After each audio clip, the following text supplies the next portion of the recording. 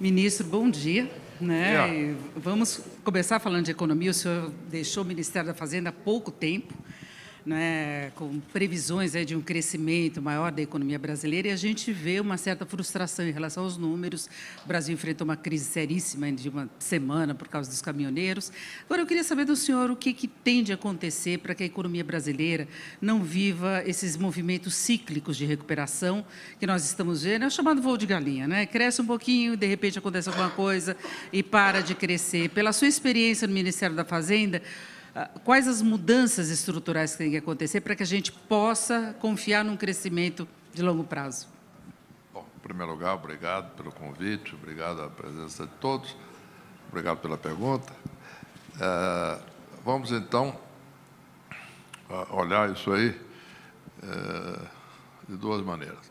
Em primeiro lugar, vamos olhar o que está acontecendo agora, no momento, e depois falar sobre essa questão estrutural que você colocou, das crises recorrentes da economia brasileira, que, se olharmos para trás, isso já vem de muito mais tempo do que parece. Bom, mas vamos falar sobre isso em segundo lugar. Em primeiro lugar, o que está acontecendo agora, e quando eu digo agora, eu não estou me referindo só à crise de combustíveis, não. A crise de combustível é um problema pontual, esperamos que seja resolvido, e que os impactos ainda nas estimativas de PIB ainda não estão feitos. Vai depender muito da duração, evidentemente, de outros desdobramentos. Mas o que está se discutindo é sobre o impacto nas previsões de crescimento da formação de expectativas na economia. Quer dizer, nós estávamos com um consenso que estava crescendo gradativamente, se aproximando de 3% de crescimento previsto este ano, e agora começou a cair um pouco, está aí em 2,5%, com algumas casas já prevendo até 2%. Pois bem, mas ainda a média está ao redor de 2,5%. A razão disso é muito simples. Quando a economia brasileira começou a sair da recessão em 2016, depois que assumimos e começou a haver a recuperação da confiança, essa recuperação da confiança ela se refletiu, entre outras coisas, no que nós calculamos no Ministério da Fazenda, na época, como índice de condições financeiras, que é algo que não é muito usado. Algumas instituições internacionais calculam isso para algumas economias. É algo que leva em conta, principalmente, a taxa de juros de médio prazo e longo prazo, taxa de juros longa, vamos dizer, também as condições de prêmio de risco, que se refletem um pouco na taxa também, evidentemente, e também outros indicadores, como Bolsa de Valores, mercado de câmbio, etc., etc., etc.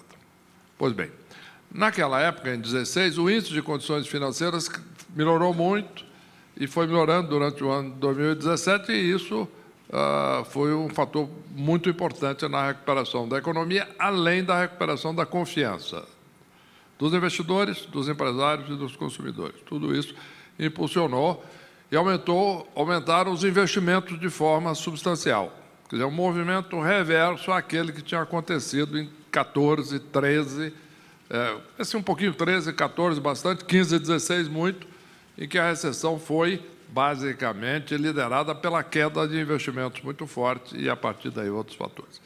O que nós estamos vendo agora é uma outra reversão, é uma reversão no sentido de uma piora das condições financeiras, isto é, um aumento do juro longo, uma certa pressão no câmbio, a Bolsa ajusta um pouquinho, de um nível, evidentemente, muito elevado, subiu bastante, etc. Mas não há dúvida, uma piora das condições financeiras. E qual é a razão disso? A razão disso, na minha visão, é muito importante, é muito simples. São as eleições, as perspectivas eleitorais. Evidentemente, tem a condição da normalização das condições financeiras dos Estados Unidos e da Europa, e a liquidez internacional. Isso existe, sim, afeta todos os países do mundo. Mas isso é algo que já está precificado. já há bastante tempo, desde que o Ben Bernanke lá atrás começou com o tapering, etc., etc., isso, depois todo o mandato da Janet Yellen no Fed, etc., todo esse processo já é um processo de normalização das condições financeiras americanas, pela retomada normal da atividade, o índice de desemprego muito baixo. Então, o Fed já está anunciando já há bastante tempo, já praticando a subida da taxa de juros. Então, isso não é grande novidade. Isso está no preço. E existe um efeito no mundo todo, principalmente nos países emergentes. Agora, no caso do Brasil, a perspectiva eleitoral, ela cria uma incerteza, porque muitos candidatos aí estão propondo eliminar o teto de gastos e, portanto, isso levaria ao crescimento insustentável de novo das despesas e etc. públicas, subir a taxa de juros inevitável, etc., voltar atrás na trabalhista, o que levaria de novo a um problema de aumento de custos do Brasil e de complexidade jurídica, etc., etc. Então, todo esse processo de reversão e de volta atrás, mesmo que isso seja apresentado como algo progressista, etc., isso gera uma cautela do investidor. Por exemplo, eu fui numa grande conferência global, tinham lá 600 investidores na sala, há poucas semanas, e todos me disseram, olha, nosso orçamento para o Brasil está aprovado, temos um programa intenso de investimentos, estamos muito otimistas com o Brasil, mas vamos aguardar o desenvolvimento do processo eleitoral. Agora, ministro, essa questão eleitoral, a realização das eleições e as incertezas em relação aos candidatos, tudo isso já estava presente na virada do ano, já se sabia mais ou menos quem poderiam ser os candidatos e mais ou menos a postura de cada um deles. Não houve, paralelamente, uma confiança exagerada na reação da economia em termos de mercado de trabalho, redução de custos de crédito, não houve? Porque a gente está vendo uma correção geral das projeções dos economistas, não só do governo, então é sinal que se contava com um cenário melhor, porque a eleição em si não é uma surpresa. Eu acho que é, no seguinte aspecto. Por exemplo, só para olhar à frente, só não olhar para trás. Hoje nós temos um quadro definido na pesquisa de intenção de voto hoje. Isso não quer dizer que está definido para a eleição. Então, uma coisa é você hoje ter candidatos dos extremos em posição de liderança na pesquisa, mas muitas pessoas, muitos investidores, muitos consumidores acham que isso é transitório. Outra coisa é se nós chegarmos em outubro e o resultado, de fato, confirmasse isso. Bom, aí seria outra coisa. Então, seria uma surpresa para muita gente. Então, esse é o primeiro problema. Eu já, na realidade, discutindo isso durante todo o correr do ano passado, eu já dizia isso. Falava, olha, não devemos nos surpreender que o processo eleitoral vai levar a uma deterioração das expectativas que esperamos seja temporária, porque isso depois seja revertido na medida que se aproxima da eleição. E o quadro começa a mudar. Por quê? Porque o país estava exatamente muito confiante com a política econômica em andamento, se dizia aquilo que a economia tinha descolado da política, etc. Por quê? Porque isso era uma política econômica firme, bem conduzida, reformas sendo aprovadas, reforma trabalhista aprovada, teto de gastos aprovado, previdência avançando, toda uma série de outras reformas e medidas importantes em andamento. E, portanto, estava se deixando esse processo eleitoral um pouco de lado. E, num certo momento, é inevitável que o processo eleitoral viesse a contaminar um pouco mais as expectativas e o resultado da eleição. Em relação, por exemplo, à criação de empregos, que você mencionou, existem aí alguns fenômenos que confundem um pouco isso. Por exemplo, o índice de desemprego. Existem umas tecnicalidades aí que confundem o processo. Por quê? Muitas vezes, o fato da economia estar se recuperando faz com que muitas pessoas que não estão procurando emprego passem a procurar emprego. E, segundo a metodologia estatística usada pelo IBGE, que é normal, a pessoa passa a ser desempregada quando começa a procurar emprego, não antes. Mas o último dado mostrou desalento, as pessoas deixando de procurar emprego, inclusive foi um dado recorde naquele indicador de subutilização do IBGE. Então, além de não geração de emprego, de sazonalidade, teve uma redução das pessoas procurando. Se, de fato, as pessoas deixarem de procurar emprego, porque uma coisa é uma questão subjetiva, índices de sensações. Não, é o levantamento do IBGE. Eu sei, mas no momento o que eu quero dizer é o seguinte, vamos pegar dados concretos. No Vale, em 2016, existiam 89,5 milhões de brasileiros trabalhando. Ponto. Índice do CAGED, etc. Chegamos a ter, no início deste ano, 91,5 milhões de brasileiros trabalhando. Isso é um dado inequívoco, inquestionável. Portanto, aumentaram-se, durante esse período, foram criadas 2 milhões de vagas. Ponto. É isso que eu estou dizendo. No entanto, o índice de desemprego não caiu muito. Por quê? Não adianta lutar contra os números. Isso significa que o número de pessoas que passaram a procurar trabalho foi similar ou próximo daquele número de empregos criados. Então, isso é dado da realidade. O que vai acontecer daqui para frente é outra história. Se as pessoas, de fato, estão perdendo o encorajamento e vão deixar de procurar emprego, isso vai se refletir no índice de desemprego. O que, mesmo que o índice de desemprego, portanto, caia por causa disso, não é positivo.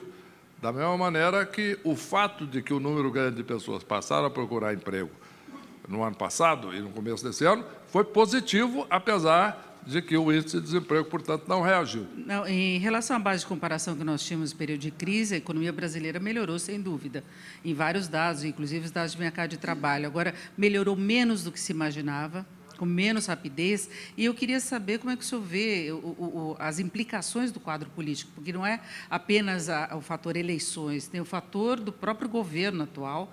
O senhor sabe que teve um ponto quase de ruptura em relação à reforma da Previdência no ano passado, e hoje, no nosso primeiro painel, os economistas falavam que hoje o potencial de crescimento da economia brasileira estaria por volta de 2% apenas. Então, a gente sabe que a política tem uma dominância muito grande em relação ao que se pode fazer da economia e o próprio desempenho. Não é? Uma observação. Nós precisamos separar muito o que são opiniões políticas engajadas daquilo que é realidade. Tá certo? Vamos nos basear na realidade. Se nós pegarmos a taxa de crescimento do Brasil dos últimos 25 anos, 30 anos, etc., e ajustarmos pela evolução da demografia,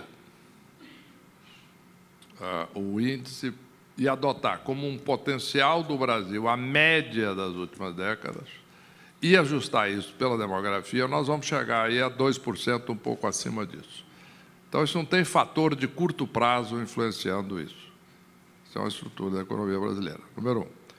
Número 2, é possível aumentar isto? Sim, com a aprovação da reforma da Previdência, com a manutenção da reforma trabalhista, o complemento, a finalização da reforma, com toda a série de reformas visando aumento da produtividade, como tem, por exemplo, duplicata eletrônica, cadastro positivo, reforma tributária e toda a série de propostas em andamento, que nós, inclusive, anunciamos 15 que seriam prioritárias. Tudo isso, eu acho que a taxa de crescimento pode subir o potencial, eu estou falando, para 3,5% ou 4% nos próximos anos. É perfeitamente possível, isso vai depender, obviamente, da orientação do próximo governo. Agora, essa é a taxa de potencial. Agora, a ideia de que o crescimento está sendo lento, a retomada, etc., eu acho que nós temos que separar. Em primeiro lugar, o Brasil teve uma queda de produto, uma recessão de menos 3,5%. Isso não é brincadeira. Tá certo? Dura 2 anos seguidos, foi a maior da história. A recuperação disso, e sendo que em 2017 o crescimento médio foi de 1%, depois de sairmos de uma queda de 3,5%, não é uma recuperação lenta.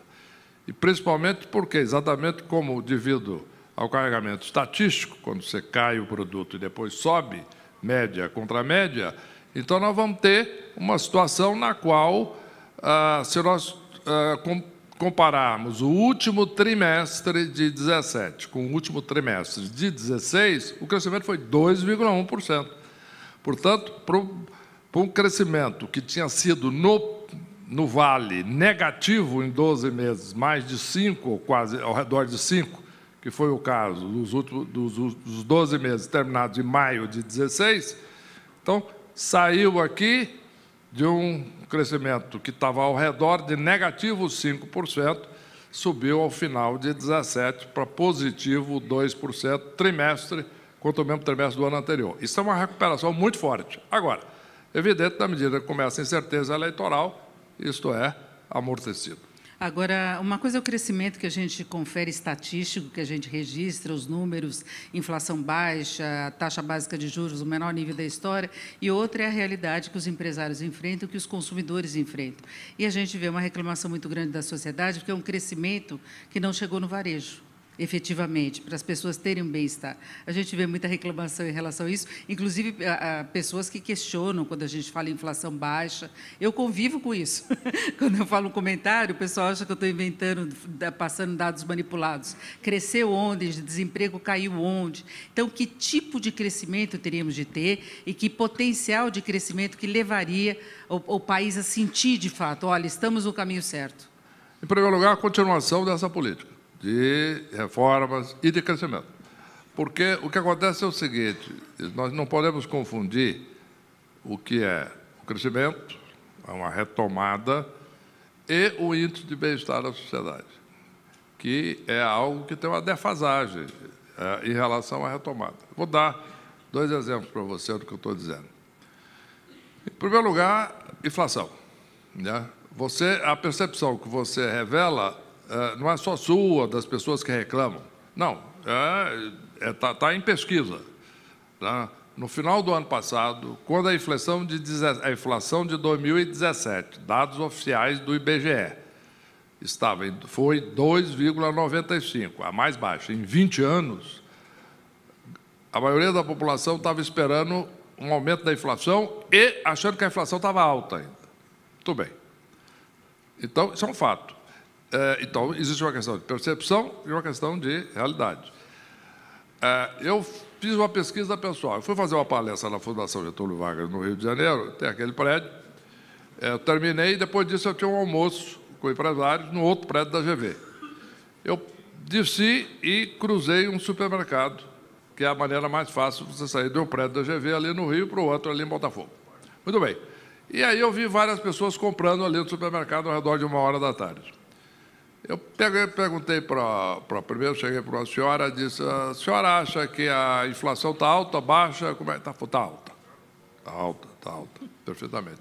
Eu digo, e esse preço aí do produto que a senhora está olhando aí, desses produtos aí, subiu, sim, senhor. Eu digo perfeitamente. Quais são esses preços aí que a senhora se lembra? Ela falou um outro preço, eu anotei. Perguntei para várias outras pessoas a mesma coisa.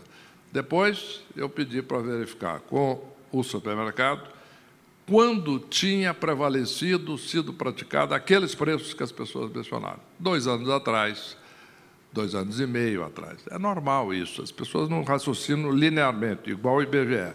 E qual era esse preço 12 meses atrás, estava variação de preço médio durante o ano passado. Não é assim que funciona.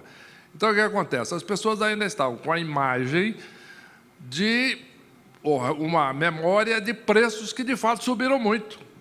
Por quê? Porque a inflação chegou a mais de 10%. Mas então, tem relação com o poder de compra também, não tem relação com o poder de compra também das pessoas. O poder de compra, com a queda da inflação e com o aumento do número de pessoas empregadas, cresceu. Isso também é um dado inquestionável. Agora, o que existe, de novo, é uma percepção gradual da sociedade, porque depois de uma recessão dessa magnitude, de uma inflação, juros elevadíssimos, desemprego, é normal que as pessoas olhem e falem, mas peraí, tem muita gente desempregada ainda. Tem, porque nós precisamos de continuar criando emprego um bom tempo para exatamente empregar toda a população que está desempregada. Isto é, algo que foi destruído durante alguns anos não é reconstruído em um ano. Então, isso tem um processo gradual e que eu acho que a sensação de bem-estar da sociedade segue isso normalmente. Agora, é verdade que, com essa questão da incerteza eleitoral, esse processo sofre um descompasso, uma certa interrupção. Agora, esperamos que seja resolvido na eleição. Agora, em relação à reforma da Previdência, o senhor citou os 15 pontos da agenda econômica, nós sabemos quais são as suas prioridades desde o início, quando assumiu o Ministério da Fazenda, mas como driblar as dificuldades de encaminhamento político disso? Inclusive, a reforma da Previdência tem uma resistência muito grande da sociedade, a gente sabe que tem lobbies pesadíssimos que agem no Congresso, e o senhor centrou muito o foco da agenda econômica na reforma da Previdência. Não tendo a reforma da Previdência, o que se poderia esperar de país, o que se poderia esperar de ajuste fiscal? Tem mais, a gente vê essas situações de pressão, como agora, com relação aos caminhoneiros, que o governo acabou cedendo, não é? E vai ter um comprometimento de ajuste mais ainda.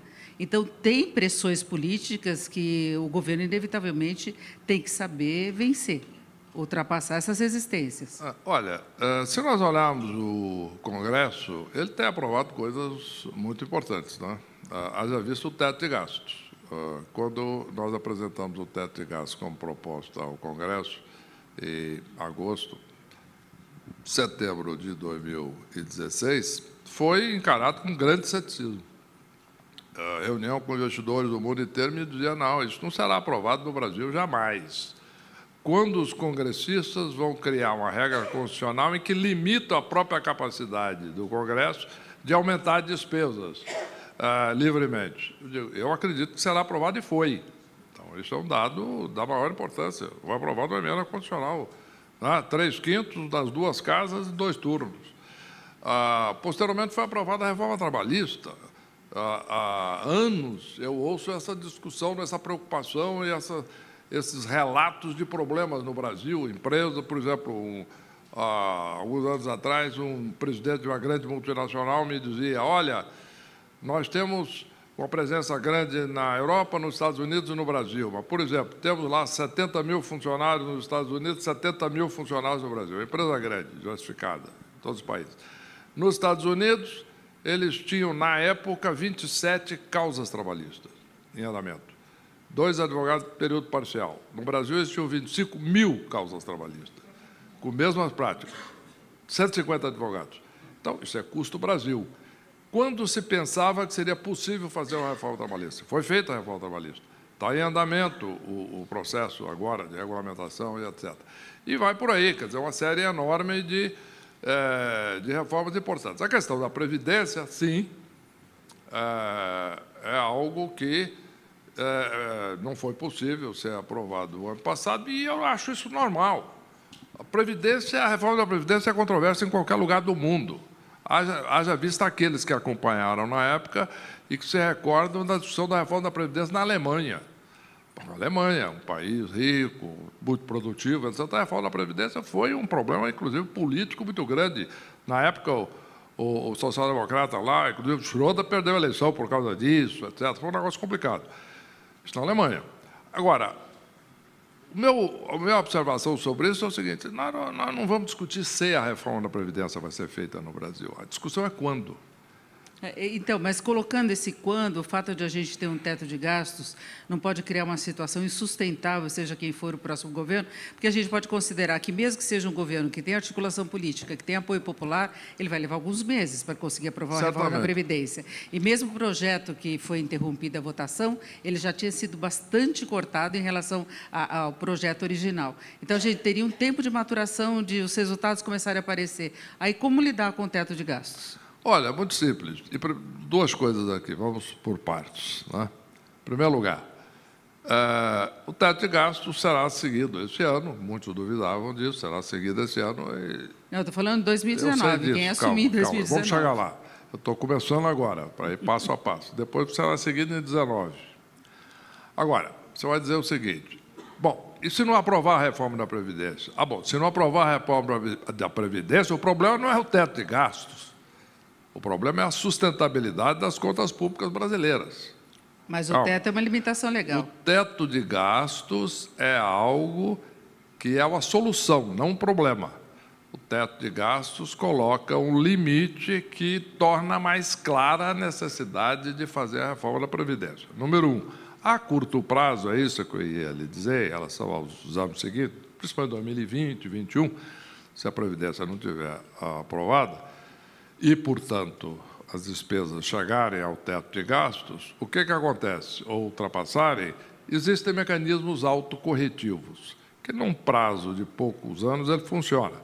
Por quê? Congela funcionários e servidores públicos em termos nominais, por exemplo. É forte isso.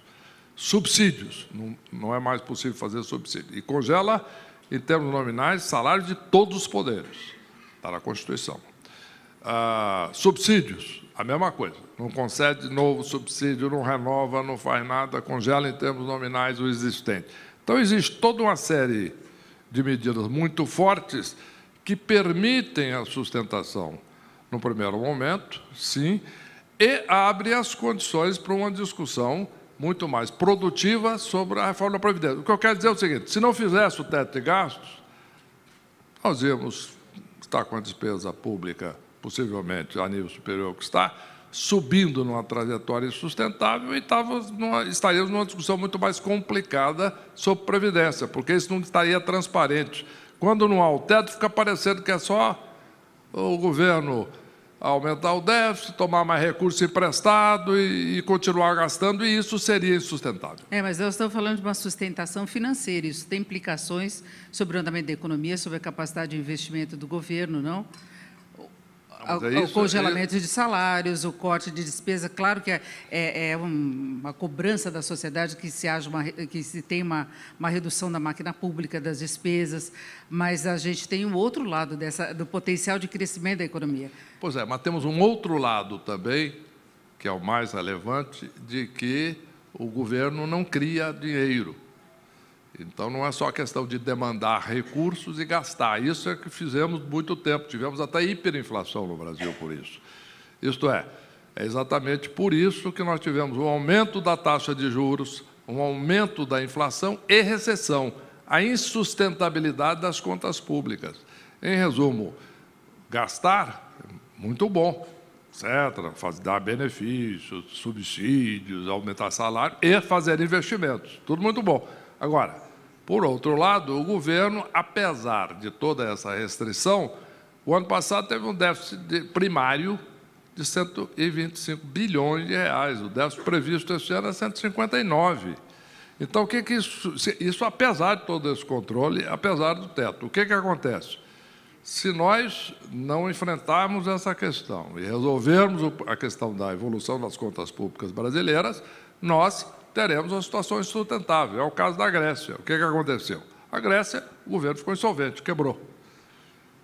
Eles tiveram que cortar salários e mais, eles cortaram a aposentadoria de quem estava aposentado. Cortou uma vez, não foi suficiente, cortou duas vezes, não foi suficiente, cortou 14 vezes. É dramático isso. Por quê? Porque isso não era sustentável, não era financiável. Então, o que acontece? A dívida pública brasileira já está numa trajetória preocupante em relação a países emergentes. Mas com o teto de gastos, com a aprovação das reformas e com a devida aprovação da Previdência, isso aí será absolutamente sustentável, não vejo grande problema. Agora, se não aprovar a Previdência, se não tivesse teto, etc., e as despesas continuassem a crescer, nós íamos ter claramente uma trajetória sustentável da dívida, como já tivemos no passado, inflação, juros elevados, recessão. Bom, aí a situação ia entrar num ciclo vicioso. Agora, quando o senhor propôs o teto dos gastos e a equipe econômica contava com a reforma da Previdência, não? O senhor achava que seria aprovada no ano passado? Era uma proposta casada, não era? Não, não era casado. O teto era fundamental, inclusive com os mecanismos autocorretivos. A partir daí, como eu disse, ficou mais clara a necessidade da reforma da Previdência. Ela ficou numérica. Por exemplo, em 16, as despesas da Previdência foram responsáveis por 51% do orçamento de despesas primárias, 57% em 2017, e vai crescendo. Em alguns anos chega a 80%. Então, isso é claramente insustentável. E isto mostra a todos, né, inclusive os parlamentares, de que isso não é sustentável e, portanto, nós teremos que fazer a reforma da Previdência. Agora, se não fizesse nada disso, nós ainda íamos estar naquela trajetória de aumento de despesas, de confiança caindo, de insegurança e da recessão que nós estávamos. Em resumo, é importante, sim, botar limites e, a partir daí, discutir as soluções. O fato é que, com o teto, a confiança foi restabelecida, a economia voltou a crescer, saiu da maior recessão da história. O que nós estamos agora é um processo normal de uma certa incerteza em função do processo eleitoral, de novo, que tenho segurança que será resolvido pela eleição.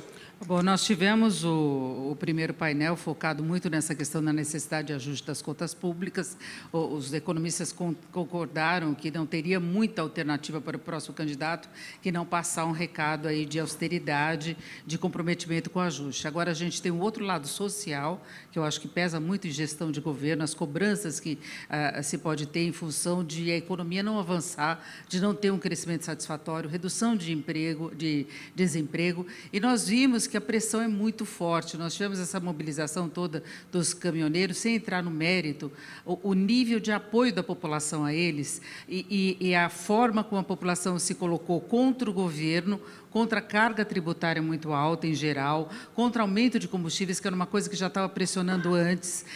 Eu estou citando só como exemplo, nem para a gente entrar nessa discussão específica dos caminhoneiros, mas do grau de insatisfação da sociedade com relação. O ajuste fiscal tem um custo em termos de bem-estar da sociedade, embora seja fundamental para o crescimento, não é?